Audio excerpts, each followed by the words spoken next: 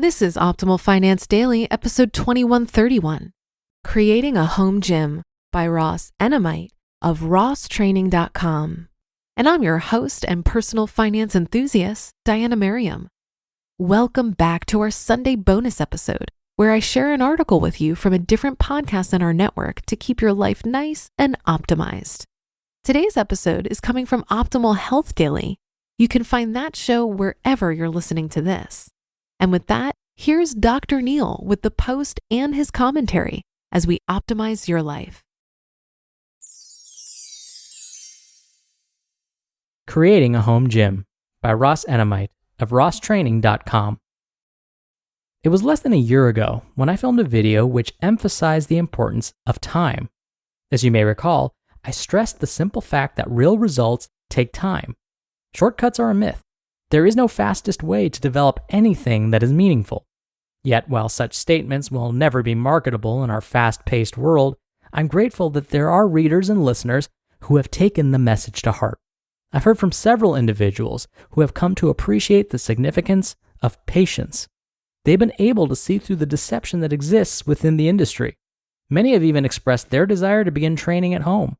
They are eager to cancel the gym membership to save money and time. Many have written to me with a few questions, however, that they need answered before starting. The most commonly asked question from this crowd has been, what is necessary to create a home gym? These folks envision a list of tools and equipment that must be secured before they can begin. Unfortunately, it does not work that way. Results aren't the only things that require time. Creating a home gym often takes time as well. That doesn't mean you can't start with what you have. As I've said many times before, it is quite possible to excel with little or nothing. Bodyweight exercise alone provides countless options. An empty room could literally serve as a fully functional gym. Using myself as an example, I have trained consistently for 20 plus years. More than half that time has been confined to a small garage or outside in nature. Even after all these years of home training, I still find myself making or acquiring equipment. It's not that I don't have what I need to train.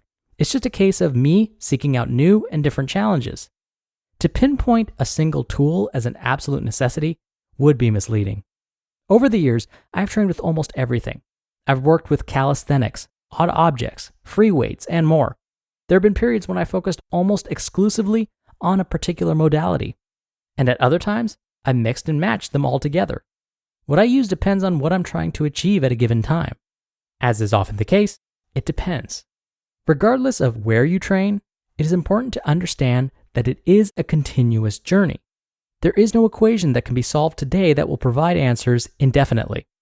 All that is truly needed is the desire and willingness to begin. Once you are determined to improve, you will find a way. As mentioned many times before, equipment is not the deciding factor as to whether one succeeds. One of the reasons I share so many low-tech examples is to eliminate excuses that pertain to a lack of equipment. When you see other athletes thrive in poverty-stricken lands, you're all but forced to recognize the potential of a low-tech approach. If they can do it, so can you. And I don't say this to discourage you from acquiring equipment. By all means, look to add new tools to your arsenal over time. Just realize that such tools should be viewed as options, not necessities. Home gym ideas. As for a few of my preferred home gym items, here is an abbreviated list. A pull-up bar, or somewhere to perform pull-ups. A heavy odd object, like a sandbag. A punching bag. A suspension trainer, easy and inexpensive to make. A sledgehammer and tire. Jump rope. Furniture sliders. And a T-handle for swings. For those interested in lifting heavy weights, a power rack is probably at the top of your list. Dumbbell handles are also excellent and won't eat up a lot of space. Most of these items can be purchased or made very reasonably. My YouTube channel also includes several equipment-based tutorials. As you'll see, much of the homemade equipment doesn't require any craftsmanship. For example, a pair of furniture sliders can be used right out of the box. Even an old tire can provide a full body workout. I could go on and on with examples. The low-tech possibilities are truly endless.